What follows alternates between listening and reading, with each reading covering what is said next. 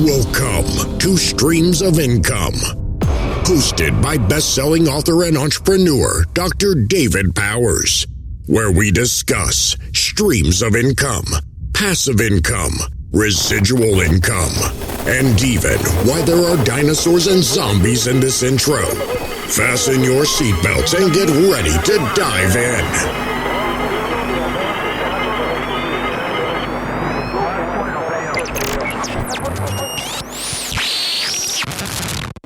Hey, everybody. Welcome to the podcast. Before you get into the show, I wanted to tell you a couple things. This is part of my new series where I've just been inviting people on the show to just do some live brainstorming.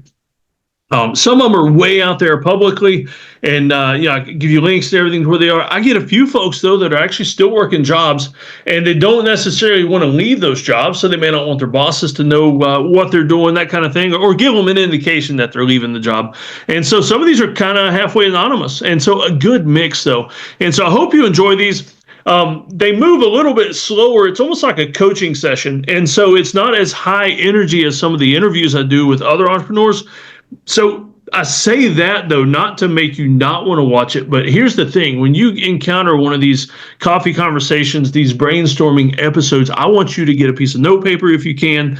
If you're driving while you listen to this, I understand. But if you're not driving, I want you to get a piece of paper and a pen. And I want you to take some notes, because one of the reasons I like doing this is because when I do these interviews, it makes me think of new ideas for my business. I mean, somebody might mention something crazy about elevators or construction or rabbits.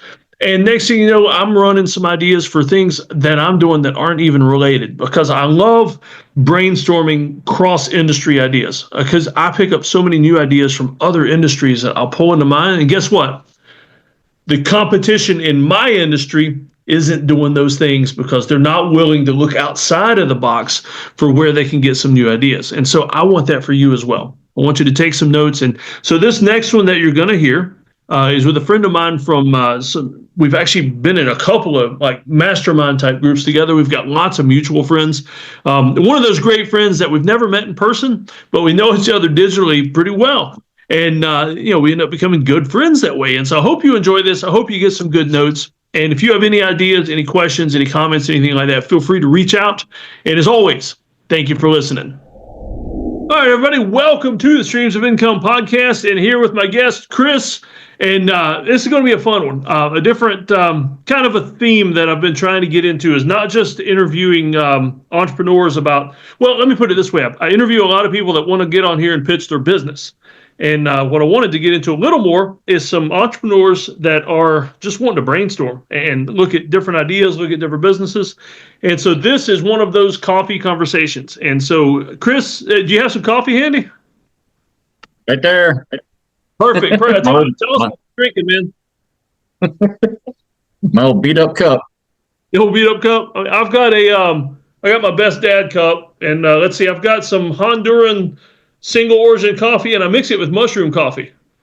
And it's my own little blend, but it really buzzes me up in the afternoon. Not those kind of mushrooms, but the good kind of mushrooms. That's a lot better than what I got. Mine's some Starbucks ground blend my wife buys. So. Oh, that's not bad. My wife's actually on her way to get Starbucks, my free birthday drink right now. So nice. Oh yeah, I've been seeing that. So happy birthday. So yeah. Yeah, 50. How old are you? If it was, if you were, I wouldn't ask, but us dudes.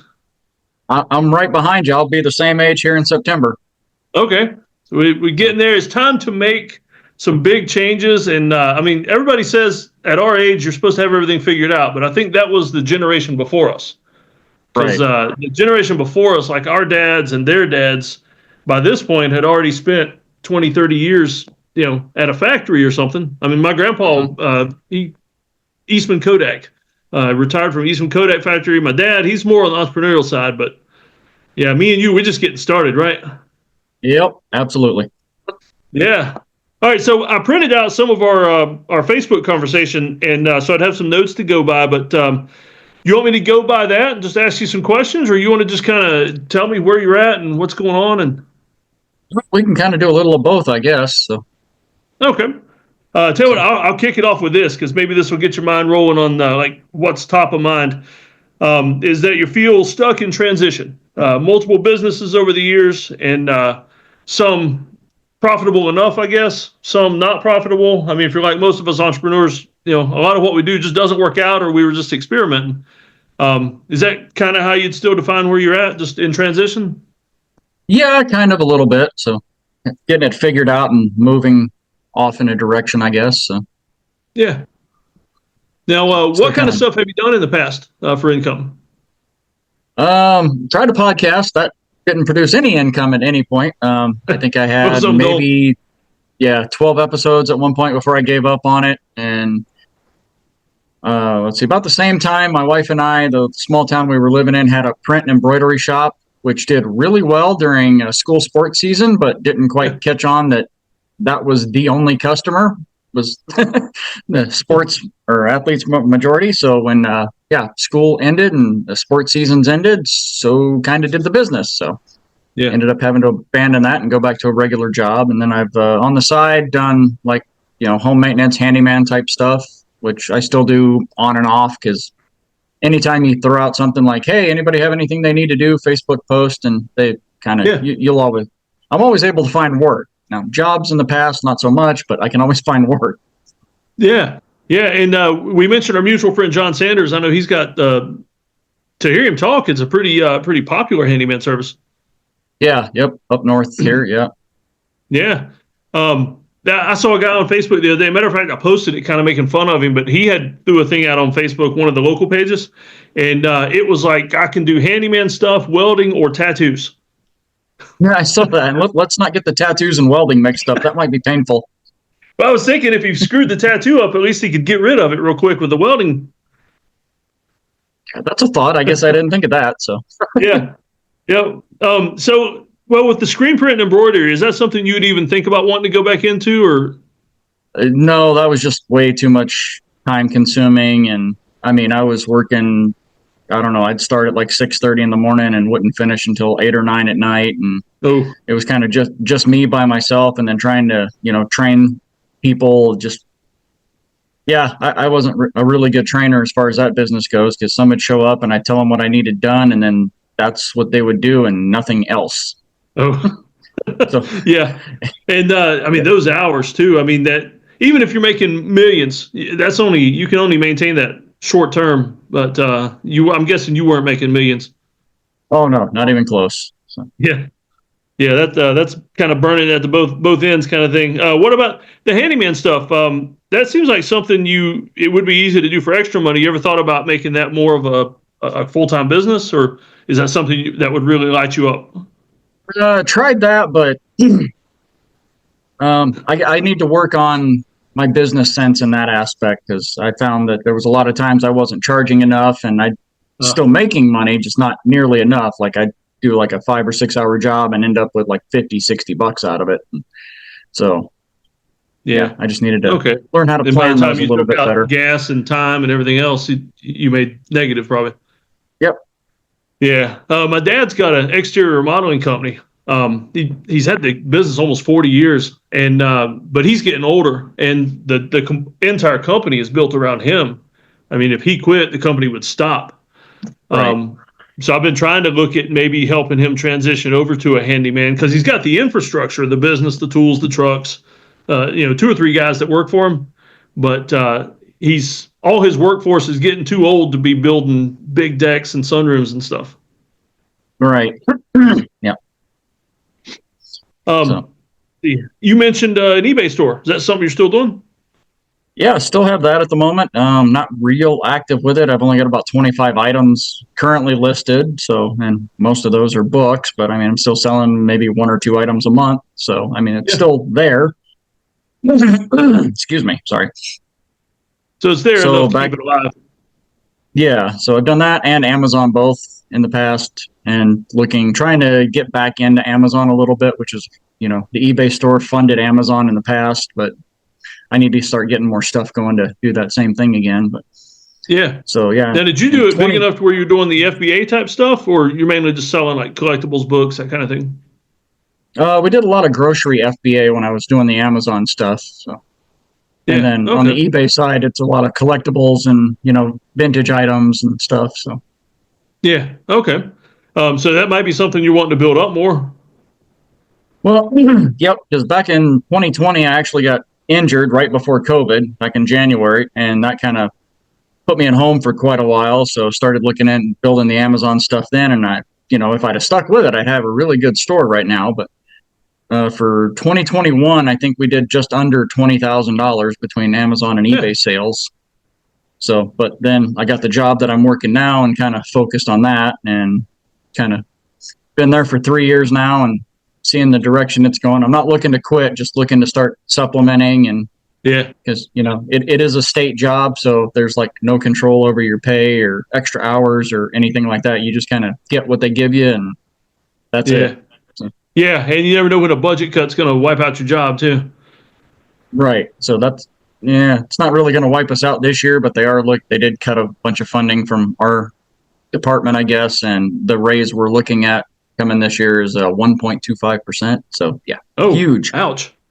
Yeah, man. So, and what inflation is double or triple that? Yeah, easily. Yeah, it's like 3 or 4. Wow. So yeah. So that's why I started looking at need to start getting some side hustles going again and some things that I can work while I'm working. And so yeah. Now, as far as the workforce, do you is your wife in on some of this with you? Kids helping out, that kind of thing, or is it mainly you? Kids are both grown and out of the house at the moment. Wife is actually working to get her nurse practitioner degree, so she's got her focus. So yeah, this is pretty much on me. Yeah. So at least in a few years, she'll be making some good money. Well, it depends on where you get a job as an NP, but typically they make pretty decent. Yep. Yeah. Okay. So a little more security there. Okay. So it's mainly you, though. Yep. Yeah. Okay. All right. So maybe reviving that a little bit. 21,000 in a year, though. I mean, for a side hustle, that's not too bad. No. And let's see. All right, I'm looking through my notes here. And we're kind of staying away from mentioning what you do right now because you are still working there and you're happy there, even though the raise is not what it could be. Right. Well, I do work as a maintenance tech, so I mean, I'm still in the building construction side area. So I spent the majority of my career as a equipment operator. So 16 years I ran equipment and cranes and built a lot of bridges and wind towers and some other smaller commercial stuff. So I have a lot of building experience, which led to one of the other interests I had was becoming a home inspector, which several years ago I did all the classes and everything, finished the course, got all my required hours in. I just never took the certification test. Oh. So, and now it's been long enough I have to redo the classes because that's become another interest because you can easily make $1,000, $2,000 a weekend on home inspections, doing them right, obviously. So. Oh yeah. Yeah. You get in good with the realtors, you get a lot of calls of those. I got a friend that does home inspections and it's pretty much just for the realtors that he hasn't even branched out from those guys. Yep. And, my wife has a cousin who's in real estate, and I've got a couple other friends locally that are in real estate. So, I mean, previously when I'd reached out to them before, they were like, oh, yeah, absolutely. As soon as you get licensed, let us know. And I just kind of dropped the ball and focused on some other stuff. Yeah. Yeah. Now, I was talking to a guy the other day. I was doing some coaching, and we were talking about elevator inspectors. That where he's at, it's super easy to do, but with the time it takes, I mean, you make a ton of money. Nice. So we're talking is that like a normal building elevator? Or are you talking like grain elevators? Because I'm rural. Oh no. So. He was kind of rural. He has to travel a little bit to do it, but mainly talking like hospitals, hotels. Oh, okay. Just not even commercial elevators, I guess. Just mostly the people movers. Got it. Yeah. Yeah. So you're out in the sticks. A little bit. I mean, good sized town. I mean, it's about 10, 12,000 people here, and I live a few miles outside of town, so it's a little small acreage. But okay, all right. Like for instance, where I'm at, I'm 20 minutes from the nearest Walmart. That's kind of how I evaluate rural versus not rural. It's about a half hour to the nearest Walmart, so yeah. Okay. And then if you want to go to Target or something, it's like 45 minutes to an hour the other direction. That's the way it is here. The Target's like an hour away, but Walmart's close by. And there's like $15 trees and Dollar Generals nearby too. We got 2 of them, in town. So, yeah. Yep. All right. And Say what? I was going to say, you're just a little bit warmer there than we are. So. Oh yeah, we're man, it's like a high of 30 today, which is cold here. Yeah, our high is -1, and we hit that at 9 o'clock this morning. Oh man. So, yeah, a little bit warmer here. I only have to wear 3 layers when I go out. That's just to go start the truck. It's 3 layers. Yeah. Chip the ice off the truck and get it started up. Yep. I went to Alaska one time. I was doing some traveling and went to Alaska, and I got up there and it's like, why do all these people have plugs hanging out of the front of their cars? Because we didn't need that where I lived. Yep. Engine block heaters. Yep. Familiar with them. Yep. Yeah. Oh yeah. So I tell you what, if as far as brainstorming goes, like all these different options and stuff, like if you could pick anything, like a dream stream of income, like you knew you'd make enough money and you dropped everything else and you just love doing this, what would your dream stream of income be? Like, what do you see yourself doing? Of everything that I have going or have touched, I honestly, for what I have experience with, I'd say the Amazon store. Just because I've, seen enough people that built it up that, I mean, they're still hands-on. They still have to be active in the business, but they're not physically having to go out and buy the product, pack it, ship it. I mean, they've got it built up in it, and that's where ultimately I would love to be able to get to, and then back that up with, writing a couple books. And so. Yeah. Okay. And with the Amazon stuff, have you ever thought about like really niching down small, or you kind of just whatever you come across with the FBA type stuff? Well, right now, trying to break back into it. It's just, what I'm allowed to sell, what I'm ungated in currently. So that's, quitting for a while and coming back into it. You're treated as a whole brand new seller. So there's a lot of stuff I used to sell that I can't right now that I just got to wait until I get back steady again. Yeah, Amazon's weird about that, I guess, because I used to sell a lot of books. I was a book nerd, and for years I just sold my collection or books I bought at garage sales and stuff. And it seemed like before I could sell anything, and now half the publishers, like unless I have the receipts for a wholesale buy or something, I can't sell. Right, not on Amazon. eBay is a little bit friendlier that way, but even then, you're still competing with everybody who wants to try and sell everything for $1 or $2. And and I've noticed a lot of these bin stores popping up too, where before you could buy stuff and resell it, and now like I've got bin stores, 2 or 3 of them nearby, and just in this little town where people are buying, things by the truckload and reselling it cheap. Yeah, we got a Goodwill south in the next city down that, they have one of their bin stores, the Goodwill bins. Yeah. So every 2 hours they rotate, they bring in new bins, take the old ones out, and there's always a ton of people in there, and it's just chaos. But and even trying to find stuff in the thrift stores around here has kind of become pointless because a lot of the thrift stores caught on that there were resellers buying their stuff cheap and selling it on eBay. So now they price it equal to about what it goes for on eBay. Yeah. Okay. I have noticed when I buy used books, a lot of times it's coming from a Goodwill store or a thrift store. Yep. Yeah. They finally saw the market and kind of squeezing some other people out. Yep. So Amazon, are you involved in any groups or anything with Amazon FBA? Like, we've probably got some mutual friends in that arena. Yeah, my silent team on Facebook, and right now the Unleashed group. Huh? Yes. Jim Cochran. And then also a member in the Unleashed group with Ryan Rieger, which is actually where the interview you did there is kind of where I started following you a little bit more and connecting. And I think you and I have run similar circles for years, the 48 Days and the Eagles Club. And so, and I don't know how far back you were. I don't know if you were ever in Kevin Miller's group that he used to have. Yeah, I was. Matter of fact, I went out to Colorado one time for one of his retreats. Okay, right on. Yeah, I was, let's see, Dan changed names for a bunch of, seemed like for a few years there, Dan would change names every few months or so. And like 212 Connection, I think, was when I got involved with Dan. Okay. Yep. But the Dan Miller Alumni Club, I call it. I so many friends that I met through Dan, whether virtual or in person. Right. Yeah. My problem is I'm not. Say what? I was going to say I'm usually not the most social guy, so like reaching out to new people is kind of like one of my areas I need to work on. So. Yeah. So, what are your next steps that you're thinking about doing for the Amazon thing? Right now, like I said, with the eBay, we're kind of trying to get stuff going on eBay to build money for Amazon. So that way I'm not having to use a lot of household money. That's actually how I started to begin with. I started with $100, started flipping stuff we had around the house. Of course, I don't have a lot of stuff around the house anymore because I already sold it all once.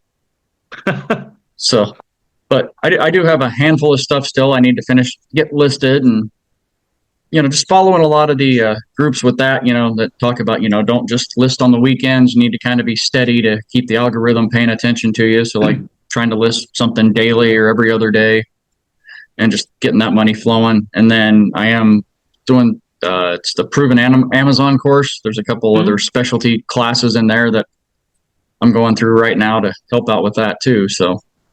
Yeah. And that's the one Jimmy Smith's running now. Or is that still Cochran?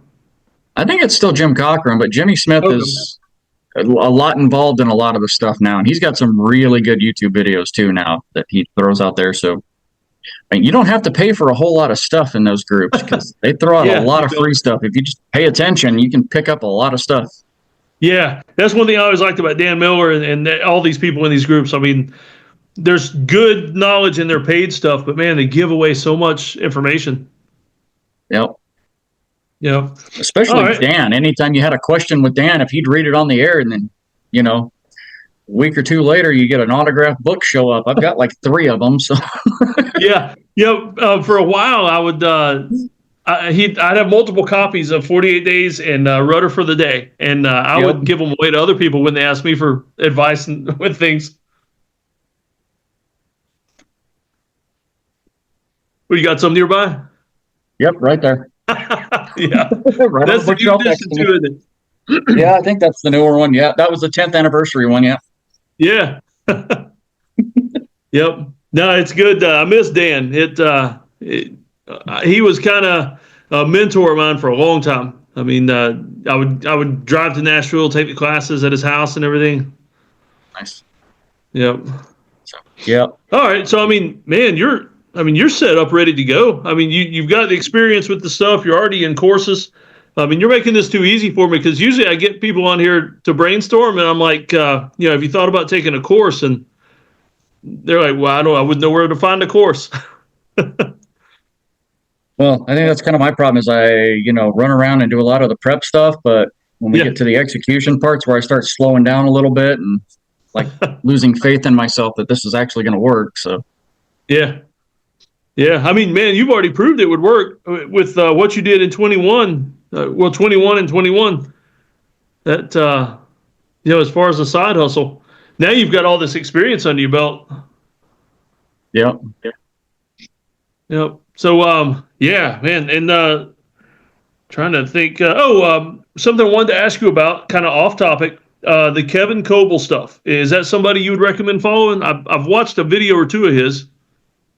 For the older guys, yeah, because I've been watching his what is his After 50 or something podcast that I've been listening to. So yeah, he's kind of focusing on more of a age range that we're going into versus seems like everybody else is focusing on 20s and 30s and maybe a little bit of the 40-year-old range. But yeah, he's kind of focusing on hey, you're 50, you're not dead. You still got plenty of life left and time to do stuff. So yeah, I kind of started being a fan of his.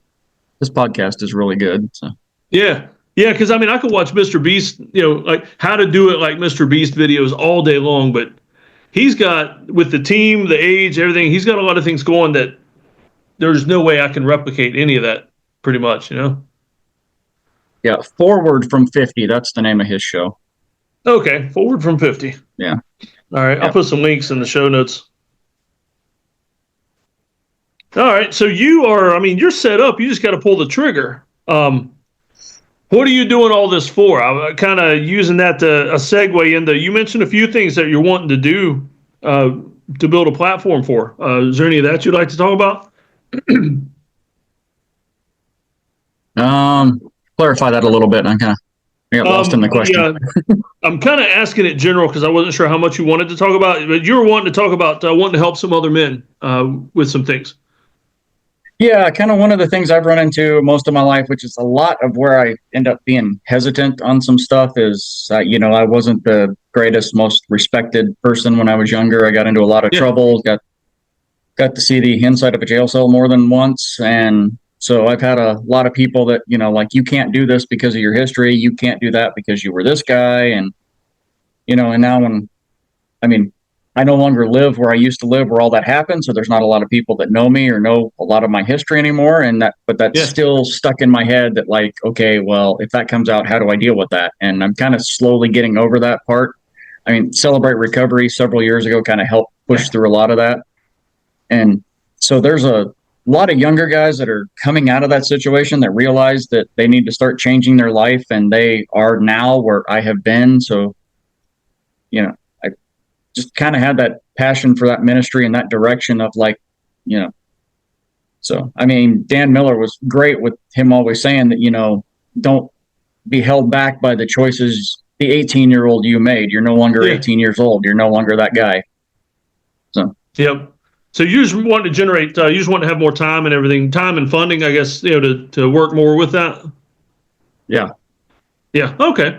At church, I've heard people say that, those younger days, you're building your testimony, building the testimony that you can work from and tell people about, hopefully, so they don't make the same mistakes. All right. Well, man, how can I help you? Other than just encouraging you to dive headlong into doing this thing. I think the encouragement's good. I'm not real sure. I don't know if I come up with something else, I can reach back out and maybe do some paid coaching with you or something. Yeah. Well, what would be your next step to with the FBA? Is it time to go ahead and reach out and try to find some stuff, or get a VA that's finding stuff? Actually, I've already started looking for some stuff again. Found a few things I can start sending in and testing again. Yeah. It's a matter of funding. That's kind of all it is. So you may need to hit up some estate sales and stuff to generate some collectible funding. Yeah, which we should be coming up on that season here shortly, because those usually kick off in the spring in the rural areas. They wait until everything thaws out to start doing that. So. Yeah. Yeah, self-funding is hard with you having kids out of the house, because, most of my eBay stuff is stuff my kids are getting rid of. Right. Yeah, like, stacks of Nerf guns and stuff like that. Yeah. So. Yeah. All right. Well, if you could give some advice to somebody wanting to do kind of what you're doing, like, let's say they're starting from scratch, like they're at the stage you were when you're looking around the house, finding stuff to sell. What would you say for advice on that? Definitely do your research, and not to keep quoting, name dropping people, but Jim Cockrum always says, find the group, find the people that are doing it, that aren't trying to charge you an arm and a leg, but are actually sharing information, and, learn how to do the stuff, because that's the biggest thing is, learn from others. Learning by yourself takes a long time to do this stuff. But if you're in those groups or utilizing those coaches or even just watching the YouTube videos, but if they're trying to sell you something directly, then just kind of be cautious where you're spending your money, because I've also done that in the past too, and paid for stuff that didn't pan out, that, all it did was make that person some money. Yeah. So it's just be careful with where you spend your money and learn everything you can before you start blowing your money. Yeah. Okay. And some of the groups we're in, like Unleashed and some of the others, I like jumping into groups like that and just asking people flat out, like, who would you recommend? Yep. Yeah, and pretty much the ones you've mentioned across the board, that's who would pop up first for this industry would be, Cockrum, Jimmy Smith, Ryan.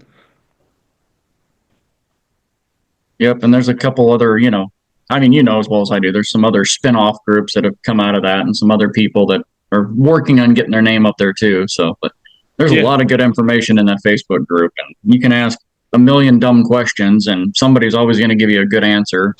I don't think I've ever seen much negative in there. Usually when the negative stuff shows up, they try and get it out of there as quick as possible. So, yeah, we don't like people dragging the group down. Right. Yep. And I guess, of course, if you have no idea what you're wanting to do, buy Dan's book, and it'll give you some clarification. Yes, definitely. Yep. Well, here's a question, though, a side question, because I'm like completely in the entrepreneurial space, and we get a few people time to time that have W-2 jobs that like they wouldn't get rid of it if they could. So I mean, your W-2 job, you are wanting to stay there for a while. I mean, the money's good and everything. It's the stability that's the biggest problem. Well, the stability is there. It's just, I don't know. I like the job. It's not horrible. I've definitely done a lot worse in the past, and it's a government position, so it's not going anywhere anytime soon, hopefully. But I just want just a little bit more of something, and then further down the road, if it gets to the point where I'm no longer physically able to do some of the stuff that I can do, I have something to fall back on. So that's a big thing in the back of my mind too, because I have been injured a couple times, and I do have some limitations now. But 50 is not 20, so you don't heal as fast from things. Yeah, guys our age, man, we could sit around over coffee or beer and just talk about injuries, and this shoulder doesn't work right. Yep. I've had 3 surgeries on that left side, and then I mean, popped a rib laying in the rafters of my attic putting in an exhaust fan. So I mean, I think I'm the only guy I know that can get injured laying down. So that is a new one for me. Yep. Hey, here's another idea I just thought of that throw out at you is because one of the big things I try to get people to do is to make money, more streams of income off stuff they're already doing. Like, right. Don't keep adding side hustles, but just take what you're already doing. What your wife is doing, there have been quite a few people over the years that have made a lot of money publishing their study notes for nursing exams and stuff. Right. And I mean, it's amazing for nursing and things like that, the amount of notes and everything you generate. And I've even seen people selling the handwritten notes just because they have a really good handwriting, that kind of thing. And so that might be something to look at too for you grabbing some of your wife's stuff and monetizing that. It's an option. She doesn't do a whole lot of handwritten stuff. Most everything's electronic now, including all the courses, and so. Oh, okay. But yeah, that would be even easier though if she has a whole page of notes. Just email it to me, and let's see where we can go with it. Yeah. Maybe sneak it into her. I doubt she's going to watch this. Maybe so. Sneak it in and say, hey, have you ever thought about a new study method? Writing out some of these notes instead of just doing it all on the computer. Right. Yeah, but just something to think about, because I've talked to people in different industries that once I could get them to realize how much content they actually generate, that they think it's just boring, dry content. But if you're in a job, somebody else could use that content, whether you're a teacher or a nurse or an insurance agent, anything. I mean, just like blank forms, things like that. People buy that stuff. Yep. Yeah, so just something to put on the back burner if if you want to try something else. If you have a bunch of free time at night and you want to work on something else.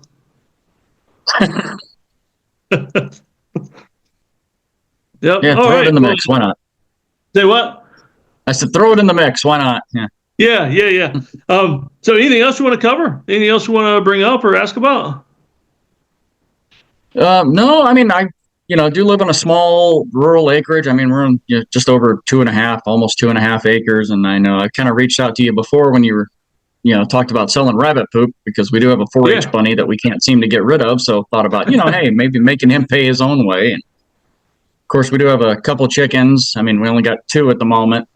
Raccoons or something's got majority of them. But, with the price of eggs, that's always, easy money right there when you've got enough going that kick off. And so just trying to think of other ways to use the property with stuff that we're already doing. So like one of the other considerations, we do have enough room that if we wanted to, we could get a couple of milk goats and maybe start making some cheese or something. And just trying to think of things to use around here. So no, I mean, that's a big draw of mine right now, because I've got 5 acres that I own, and my parents own another 5 beside me that I could use for farming type stuff.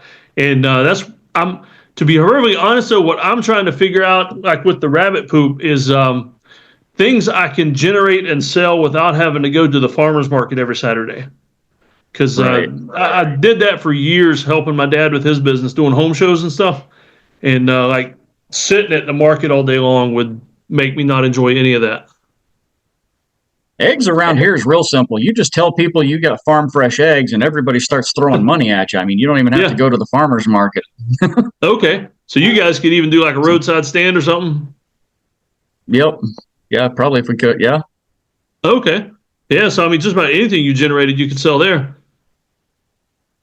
Yep. And then the same with the broiler chickens. I mean, we raised meat chickens a couple years.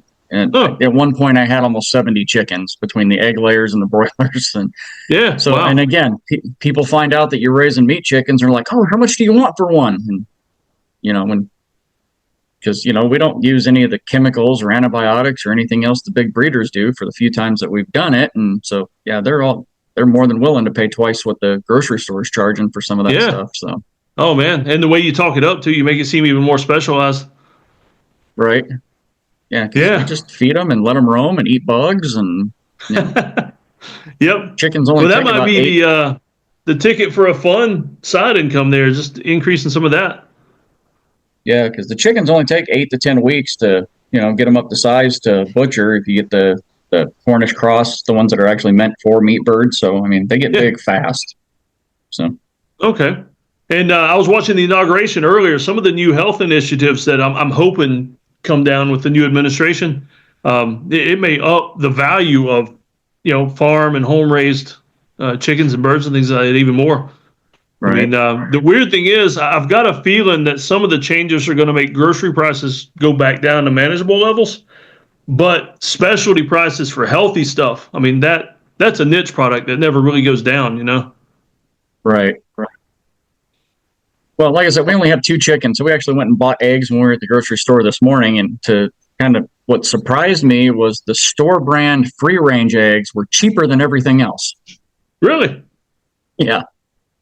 So, I mean, they were still $4 for a dozen, but still they were cheaper than everything else that was running around there. So I thought that was kind of odd. So yeah, that's a little bit of a flip flop. So yeah, maybe the free ranger. I don't know. Less work. I don't know. Yeah, maybe so. Less speed and everything involved. Well, that's cool. That that one really piques my interest because the farming's something I'm researching a bunch of farming stuff for a podcast coming up because I've got a bunch of people been asking me how to legitimize farm stuff they've been doing, like getting a farm number and all that kind of stuff.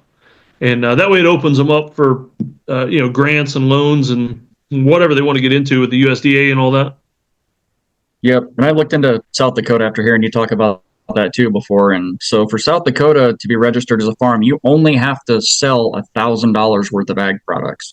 Oh wow, that's pretty low.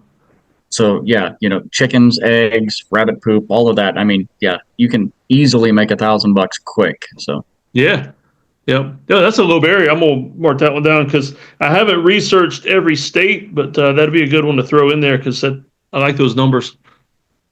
Yeah. Yeah. Here in South Carolina, we're, it's pretty much, there's no minimum limit or anything. You just apply for a farm number. They don't even come out and look at it. They just pull up a survey of your property and they circle it and say, oh, okay, he's got 5 acres. Let's put him down for 5 acres. Nice. Yep. Yeah. There's one thing I like about South Carolina. Everything's easy. Yeah. We did look into actually doing egg production because to legally sell them at the farmer's market or whatever, you're supposed to be licensed, but that gets real intense because then you have to have a separate egg washing area that's sanitized, similar, like a restaurant. So you end up with a health inspection twice a year and that's all got to be separate from your house, separate from anything else. And so it gets can you very sell involved them from very home fast. Without any of that? You can sell from home to acquaintances. Technically that would include Facebook friends. You market them on Facebook and. Yeah, you're not supposed to advertise if you're not licensed, but you're welcome to sell to friends and family. So, but again, you tell people you got farm fresh eggs, and word gets out fast. So, yeah. Man, that's crazy with the separate egg stations, and all that. Because I was thinking, we wash ours upstairs in the kitchen sink. Right. Yep. The ones that come with the little bits of chocolate on the outside of the shell. Yep. Yeah, we got a little egg scrubber. We wash them in the kitchen sink ourselves, but if you want to do like commercial operation, then it's got to be a separate entity. So, separate space. Yeah. Which it can just be another room off your house. It just has to be separate from where you're going to be eating. So. Yeah, just kind of a dedicated space. Yep, more or less. Yep. Yeah. Okay. The man, well, I'm excited about what you're going to be doing though. So keep in touch with me with the Amazon stuff, because I mean, you're like on the verge of getting back into the 21K a year kind of thing. I would think. I'm hoping. Yeah. Had to make for a good Christmas for the kids and grandkids. Right. Yep. The only big obstacle I have at the moment is our UPS store just closed, so I got to drive 25 minutes to the next nearest one if I've got a big load to go out, or pay the $7-8 it is for them to come pick it up. So. Okay, man. Yeah. So my UPS store is right beside my church. It's only about 15 minutes away. Nice. Yeah, but I don't ship much. Like you said, though, I sell collectibles and stuff I pick up at garage sales mainly. But what you said about the listing days, I mean, it works. I list a couple of things at least once a week on different days. And I could tell if I miss a week or two, sales drop. But if I'm listing regular, that stuff may not even be what sells. I mean, some of my old stuff sells. It's just it tricks the algorithm, I guess. Yeah, that's what I'm saying. I still get 1 or 2 sales a month, but those couple months where I wasn't listing anything, nothing moved. I mean, so. Yeah, it's like eBay forgets about you.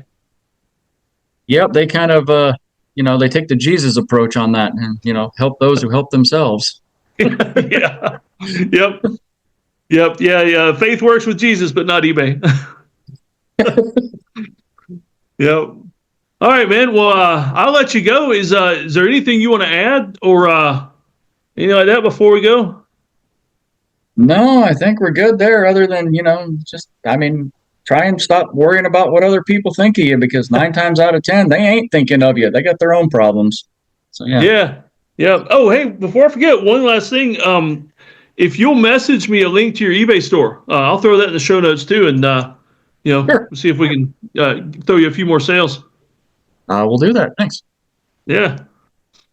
All right, man. And, we kind of got you on here anonymous, so I won't ask you how folks can get in touch with you, but the eBay store is there. They can check on that and message you through there easy enough. And Yep, we can do that. Yep. Okay, cool. Well, I appreciate you joining me. I like doing these brainstorming sessions because it gets me thinking about my own stuff as well.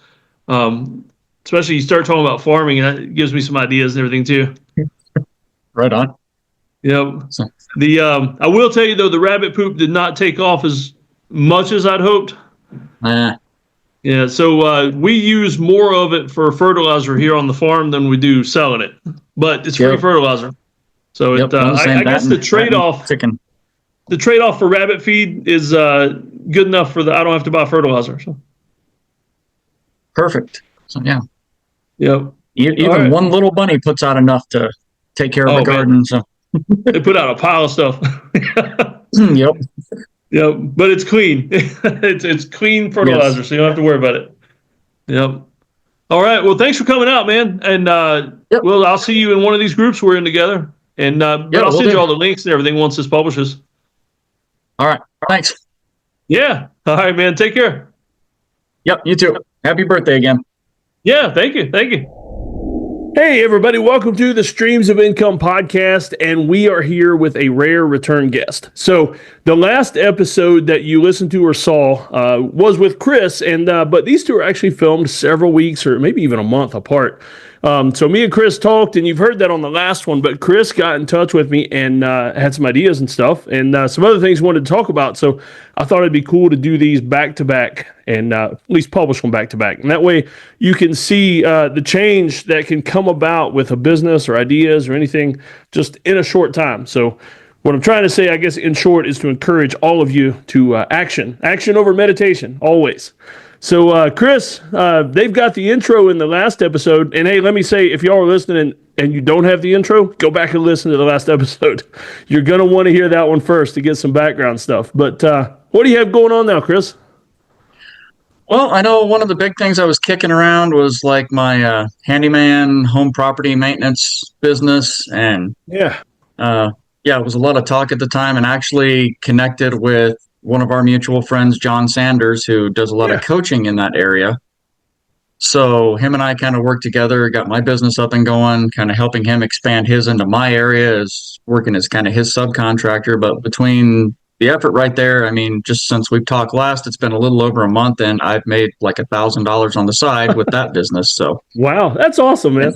and only worked about 3 or 4 days out of it. So yeah, that worked out great. So yeah. And John's been on the podcast here. John, the pastor turned fireman, still fireman turned entrepreneur, and so you're working under him as a contractor, right? Subcontractor under him, but also running my own. So okay, yeah, that's pretty cool. That's kind of the best of both worlds. Yeah, because I mean we live about 70 miles apart, so we're about an hour difference. So yeah, subcontractor for him for the jobs that he gets called in my area, and then vice versa. If I get any calls up in his area, then I'll flip those to him, and we'll kind of split the difference. And otherwise, he works his up there, and I work mine down here. And yeah, that's pretty cool. And so, is it mostly handyman stuff, or are you specializing in a particular area? Or right now, it's just kind of a general handyman. If I can do it, I'll go do it. Not really niche down or specialized on anything just yet, but have a couple ideas kicking around. So yeah, that's pretty cool because everybody always says niche, niche, niche, and you'll find a niche and make it smaller into a smaller niche. But I'll be honest with you, all around general handyman is its own niche because being able to go into somebody's house and do everything from patch a hole in the sheetrock and hang the TV mount, same visit, that kind of deal. You kind of do a little bit of everything. Yeah, and I think kind of where we landed, his business is called, Dakota Small Jobs, and that's kind of where we focus is the small jobs, stuff that the bigger contractors either just think is a waste of time or don't have time to get to, or they're not going to make enough money to send a team over to take care of it. Yeah. So that is kind of our niche is the smaller stuff. So yeah, that's pretty cool. So what kind of jobs have you done so far? Installed some safety handrails for a woman that was coming out of the hospital. Patched up a hole where electrician went a little too far. Painted a room, and that's pretty cool. My dad does exterior remodeling, does sunrooms and stuff. But just because he's got the truck and the tools, people call him for he'll do handyman stuff for customers, like existing customers. And he did one time. It was somebody coming out of the hospital and converted their bathroom into basically a handicap bathroom, all the rails and the raised toilet seats and all that. And, I mean, it's pretty extensive work. They didn't enjoy it because it was so out of their norm. But, they had the tools and everything, and it was a customer, so we did it. But much rather send that kind of stuff to the guys like you. Right. Yeah, and I mean, this particular customer, we didn't do a remodel. I mean, they had a walk-in shower, and they've got a big, whirlpool tub that just needed someplace to hold on to. So that's all. Yeah. You'll have to forgive me if I sound like I'm underwater. Allergies are... The pollen's coming out here in South Carolina already, and the allergies are kicking crazy. Oh, it is that season, though, huh? Yeah. Yep. This is something to put up with to get some warm weather. So, yeah, that's the kind of the big money maker at the moment. And then I think I've messaged you on one of the other Facebook groups that, so early last year, I kind of started doing some of the low content journals and KDP books and stuff like that. And I think I've kicked out about a dozen of them, and they got kind of a slow start, but just kind of set them off to the side and forgot about them, and then started seeing a couple deposits showing up in the bank account and had to track back to see what was going on and realized there was a couple of those that actually sold over Christmas. So one of them I did was like a hunting journal for kids, so you can go out and track your animals and the landscape and just kind of get a feel for what's going on with the animals, a tracking journal basically is all it was, but for kids. And so a couple of them actually got somebody's attention and sold. So that was kind of cool seeing that pop up. Yeah, that's pretty cool. Are you affiliated with Jenny Hunt at all? Actually, that's the course that I took of hers was last year. So. Okay. I'm taking a class of hers on Wednesday about how to do the KDP ads and to kind of do some marketing for the low content books, because I got a bunch of journals and stuff on there too, but it's hard to bring them to the forefront. Yep. Yeah, it's kind of why I just kind of forgot about them, because they weren't really doing anything after a while, and so I just kind of moved on to something else, and then, hey, surprise, they're still out there. So as long as they're still out there, eventually they might do something. Yeah. Yeah, So, that's pretty cool. I mean, that's what I love about KDP and like passive income. You do a little bit of work and then just turn it loose like an 18-year-old kid, and hope it doesn't get into trouble. yep. And on the same passive note, it's been a while since I've done that too, but did some just like how-to audiobooks. Somebody else wrote them. They sent them out to was it ACX, the Amazon exchange. So did a couple of those a few years back, and I mean, don't make a whole lot of money on it. I think one of them I get like 70-cent royalties. The other one's like $3 or $4, but they trickle in every once in a while too. So just actually rearranged some things in our house. So got my office set back up and looking to get my recording equipment set back up, and possibly looking at launching a podcast in the future. But at the same time, going get back into the audiobooks while we can still get back into the audiobooks before, the AI robots take over all of it. So, yeah. Hey, here's a couple ideas for you.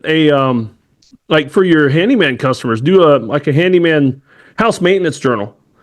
Like where it's got calendars in it. And I forget what day it is, but there's a certain day of the year all the firemen are like, change the batteries in your smoke detectors this day. And you could have it quarterly to, change the vents in your HVAC, all that, or change the filters. I mean, that kind of stuff. Blow out your dryer vent, that kind of stuff. And the great thing though is, I mean, you could do up like business cards for you, but on the back you could even have a QR code, and existing customers can buy this thing for whatever cost, and they could download the PDF or get the KDP version. That'd be kind of neat. I mean, you could. The great thing though is you're telling them when to schedule it.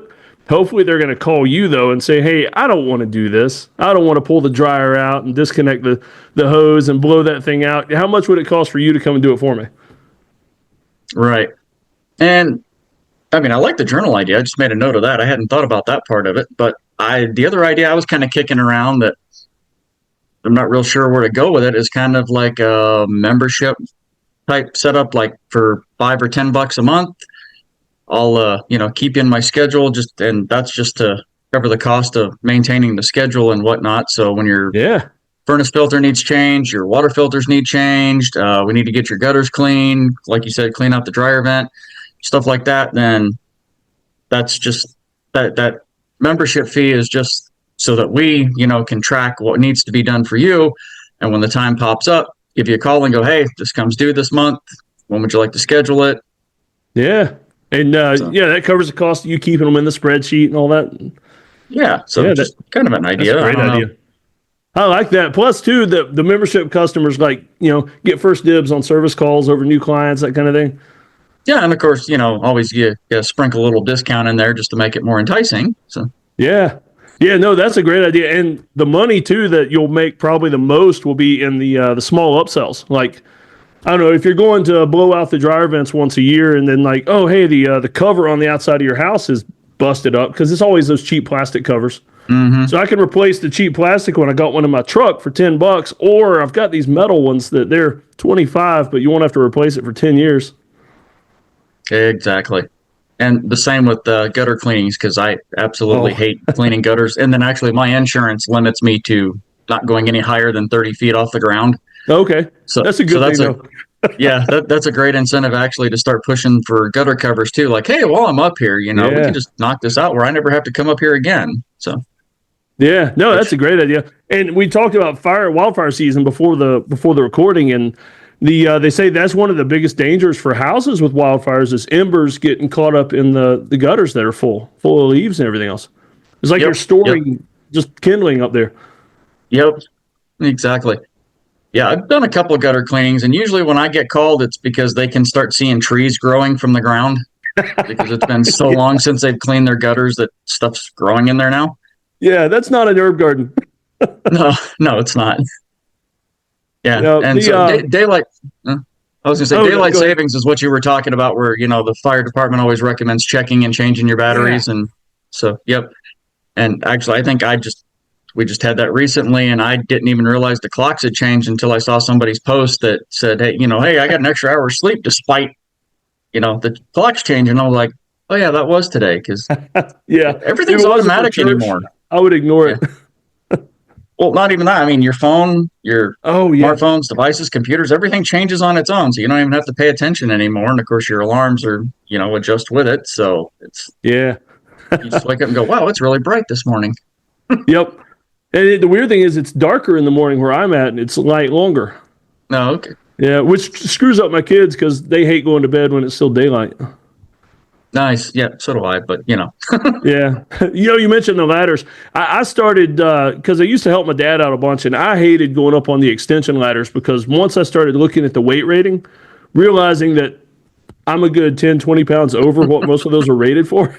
And then here I am, and they're shaking, and I'm making it shake more. Yep. Yeah, most of them are rated, 225, 250, and I'm right on the edge of that. Yeah.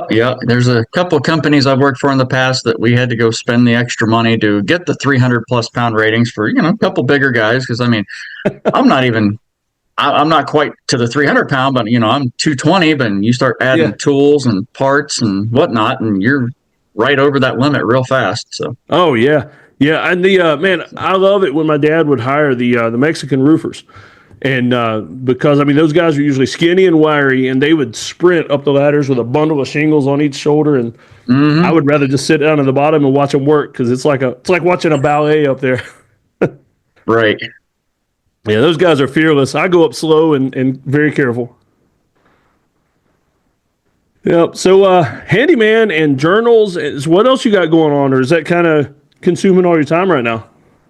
No, kind of. Yeah, I fill my time with a lot. I still work full time too. So on top of that, so right now I'm working. Yeah, right now I'm working second shift. So my days are open, which is where I can squeeze in the handyman stuff and get that done during the day. But when I go back to day shift, it'll just be evenings and weekends that I'll be able to do that. And since that's not really full time right now, then that leaves everything else open. And like I said in the last podcast, we were working on getting our Amazon store back up. Well, we got everything set up for that. We actually got a handful of products we need to go buy and send in for FBA to start doing our testing on that. And then, of course, my eBay store, I'm just still constantly adding more stuff to eBay. And I'm seeing it's not just me. There's a lot of people that are experiencing a real slow season on eBay right now. So it's the time of year, I believe. It usually slows down in the spring. So. Yeah, I don't list much on eBay, just a few collectibles here and there, and it's dropped, just the bottom dropped out of it. Yep. Yeah. Thinking about podcasts, have you looked to see if there's any handyman podcasts? There is actually one that I've been listening to, and the guy does have a YouTube channel, and I don't know if I haven't really paid much attention to the podcast to see if he's actually doing something separate from the YouTube. It seems like the podcast is shorter than the YouTube ones he's doing, because when he's on YouTube, it's like over an hour long, and the podcasts are like 20, 30 minutes. So yeah, picking up a lot from him. And that's kind of where the membership idea came from, was one of those podcasts. He's kicking around because he's always kept track of his customers and, what needs to be done, when it needs to be done. He's just using it as a follow-up system, not necessarily a way to earn a little extra income. But thinking, hey, if I'm charging, $10 a month and got 100 people, well, that's, extra $1,000 a month right there. That's going to cover all of my overhead and my cost. And when I actually go out on a job, that's just going to be all profit minus parts. So, yeah.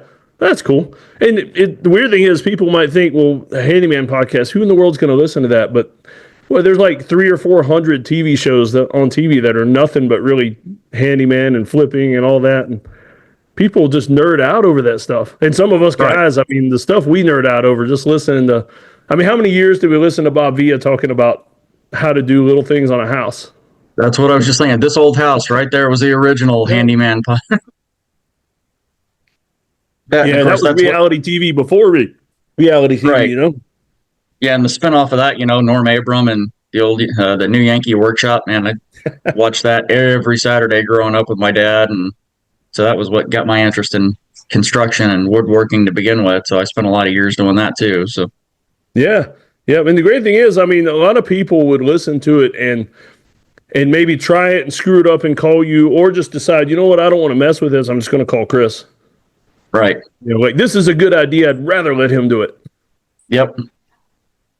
And I'll be honest with people, you know, when I go meet with them, I'll tell them straight up, like, I haven't really done this before. I mean, we can try it, but it might not work out the way you're planning. Or I just flat out tell them, I try not to say no. That's the big thing. Because, you know, usually I'm not saying I'm at the bottom of the list. I'm just usually by the time somebody calls me, they've called 2 or 3 other people who said that they can't do it or it's too small or, yeah.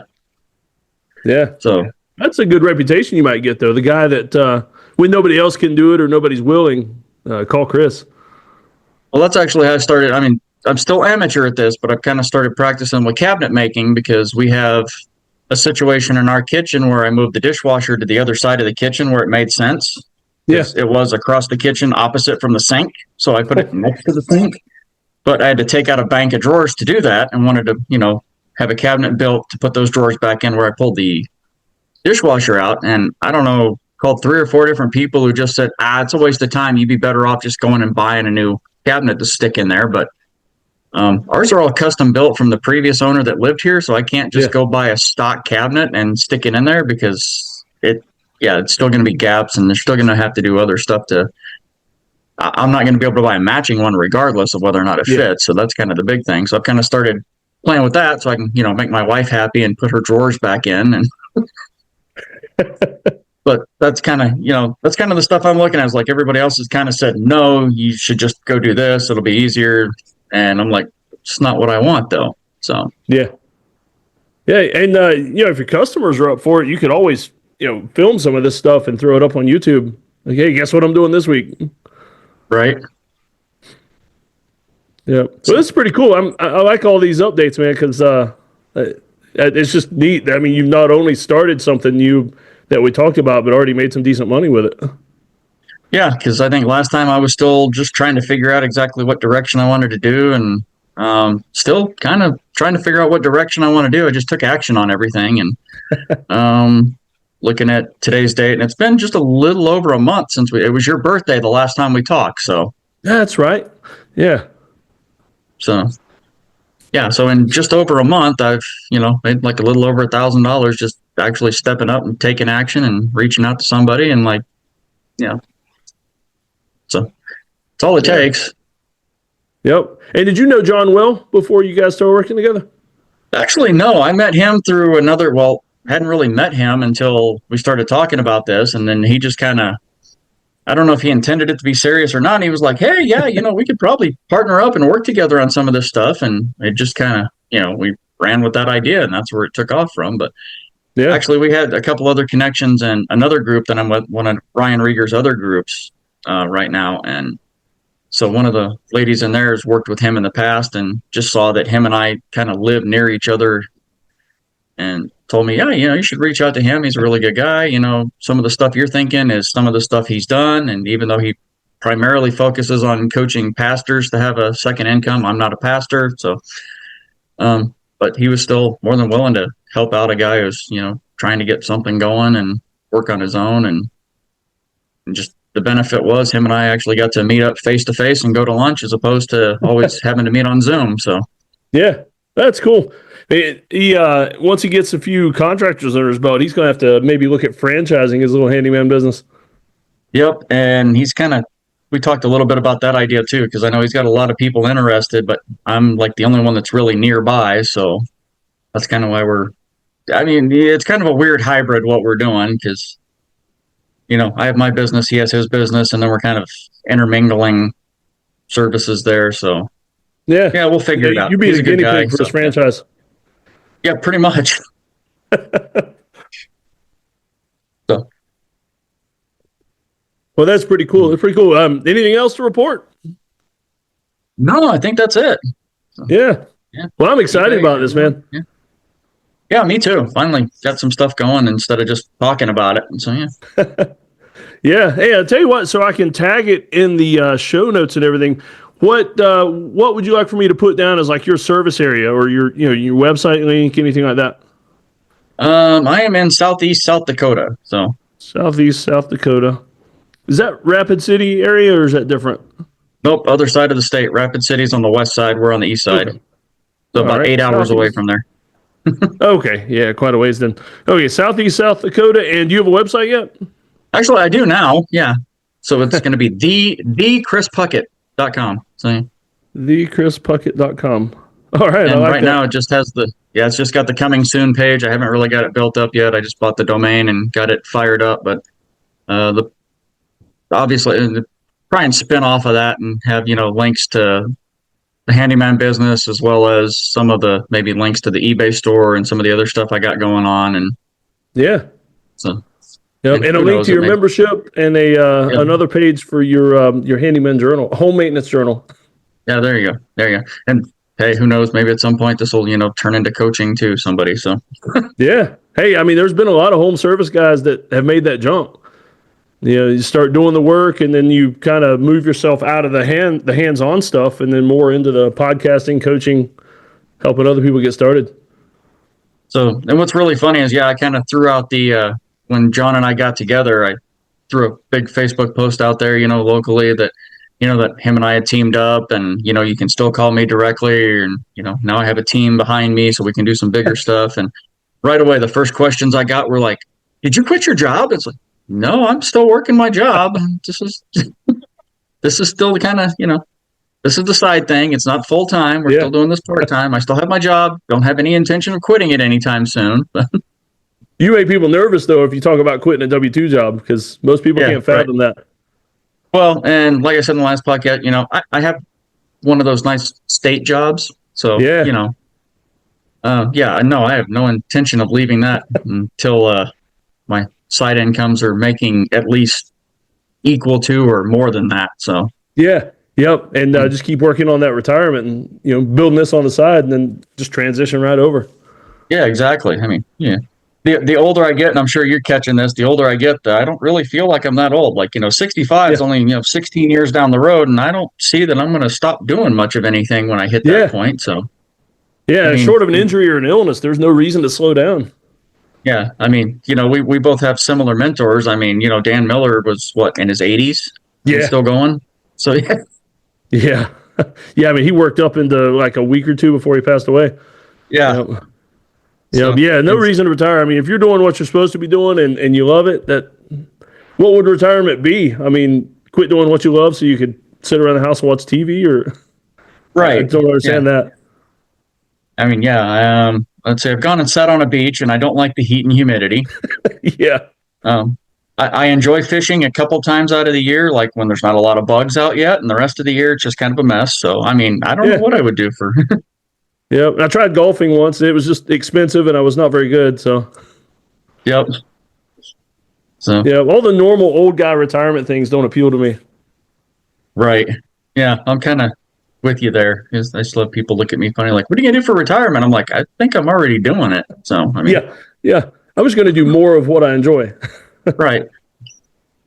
Yeah, because like I said, I've worked a lot of jobs over the years, and one of the ones that, I worked heavy industrial construction, did some wind farms once upon a time, and we actually had a guy that was coming out fueling equipment, and he was 73 years old, and that was his company.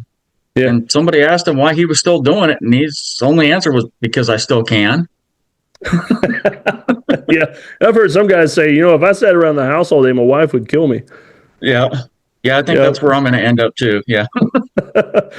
Hey, as we get ready to wrap up, did I ask you last time about your 3 resources question? No, I don't believe you did. Okay, so I started asking everybody this one now. If you could recommend 3 resources to somebody just to guide them in life, and of course the Bible's the obvious one, but beyond the Bible, like podcasts, people to follow, books to read, your top 3 resources for you, what would you recommend? The first one is going to be, Dave Ramsey, anything, getting your money straight, getting out of debt, getting on a budget, being able to crack. You can't do anything if you're buried. Yeah. So, I mean, I know a lot of people don't believe getting 100% out of debt, that you still have to have credit, whatever, that's your personal belief, but you got to have some margin and you got to have some leeway. I mean, you can't do any of this if you don't have any extra money. Yeah. Because you got to have something to start with. And if you're always stressed out about money. Yeah. And customers can smell depression on you, or desperation, I mean. So, yeah. If you're, like it sweats out. Yeah, like they know the guy who's kind of like, nonchalant, like you can get it done, no problem, take a couple days. And then you get the other guy that's in there like, yeah, I really need this job. I can do it for half of whatever he said, and I'll start like tomorrow. Yeah. So. By the way, can I have a deposit so I can have some gas money to get home? Yep. So anyway, yeah, we kind of rabbit trailed off that, but yeah, so just Dave Ramsey's the one big one because we followed his principles for a long time. And I mean, we kind of fluctuated a little bit. We've had to, go into debt a little bit here and there. But either way, we've kept it under control and still maintain the budget, know where the money's going, know what's coming in, going out. Let's see, what else? Getting in with any like mastermind group, just general group. Right now, Ryan Rieger's group, Unleashed. I don't have a link for that one right now. Maybe, I know you know him. Maybe you can get a link from him. Yeah, I'll throw one in the show notes. So, but that's a really good Christian-based business group right now, and that's actually where I ended up. I didn't meet John in that group, but I met him connected through other people that were in that group that told me to go find him. Yeah. So just getting out, meeting people, working with like-minded people, and that's where the benefit comes in there. Yeah. So, again, it doesn't have to be Unleashed, but, any. And for a third one, I don't really have one specific podcast. I mean, so your podcast, The Streams of Income,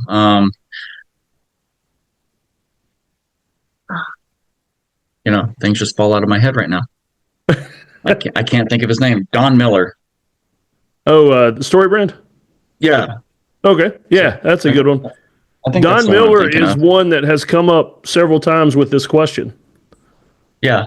That's cool. So, learning how to tell your story and work your story. And that's actually the tagline that's on my, holding page right now for my website is, your journey is the story. So what path are you taking next? Yeah, awesome. Hey, in terms of podcasts, do you know the story about where this podcast came from? Do not actually. So this is actually Ryan Rieger's old podcast. But right, I knew that much. Yeah, he gave all this to me when he started Unleashed. So okay, yeah, deep connection with Ryan Rieger. As a matter of fact, the very first episode was me being on the Unleashed one of the calls. Okay. Yeah.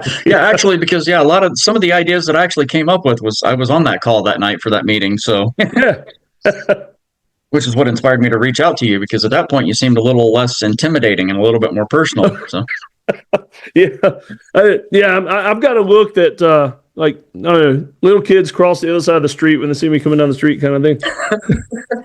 My goal was to be an outlaw biker in a movie or something. Well, you might still get there. I mean. Yeah. No, actually, I've got I'm going to get a trim, but I've got a beard contest coming up in a couple of weeks that I'm the MC for, and so I figured I'd just let it grow out so I look good for the judge's role. Nice. Yeah, mine's not quite there yet. So mine's more white than it used to be, though. I've let mine grow out a couple times in the past, but I got this little white patch here that actually started in my 20s, and it for whatever reason it outgrows everything else, so I end up being lopsided. So I got to keep it. Yeah, you can't have that with customers. Yeah, you just kind of look weird, but I already look weird to begin with. Hey, since you brought up movies, one thing I did want to ask, the UCG videos that you're doing. Yeah. So I hopped into Fiverr, tried to set up an account, trying to look for, Fiverr has changed since the last time I used it. You can't just go in and look for gigs. So, trying to navigate that and kind of learn that area too. So I don't know if you have any direction to point for that or. No, anytime I need something on Fiverr, and every now and then I'll search mine up too, just to see what pops up. Just the search bar. Yeah, it's not as easy to do the categories the way you used to. So I generally just hit the search bar, and then I'll narrow it down by top reviews. Okay. Yeah. Yeah, I'm still trying to learn. Yeah, most of my UGC work is still through Fiverr. Matter of fact, as soon as we're off the call, I've got a few deadlines I've got to hit early this week. Nice. So, if I'm going to be sitting in front of a screen, just try some other stuff, right? Yeah, yep. And the thing is, you and I, there's a niche for guys our age. Most of my video, the one I've got to do right after this call is for dad bod shirts. Nice. And, I don't I don't wear one personally, but I don't mind doing the ads for them. But it's like shirts that help suck your gut in, that kind of thing. And Sure. so you wear that for an undershirt. Yeah, but I think I've seen a few of those. Yeah, I definitely would resemble that. Yeah. They pay well, and I'm the right demographic for it. Nice. So. Yep. Yep. All right, man. We'll go ahead and close out, but I appreciate you coming in with the update. And like I said, this one will be released back to back with the other one. That way people can see the change. Nice. Perfect. Yeah. All right. Well, thanks, man. Yeah, thank you. Thanks for the time.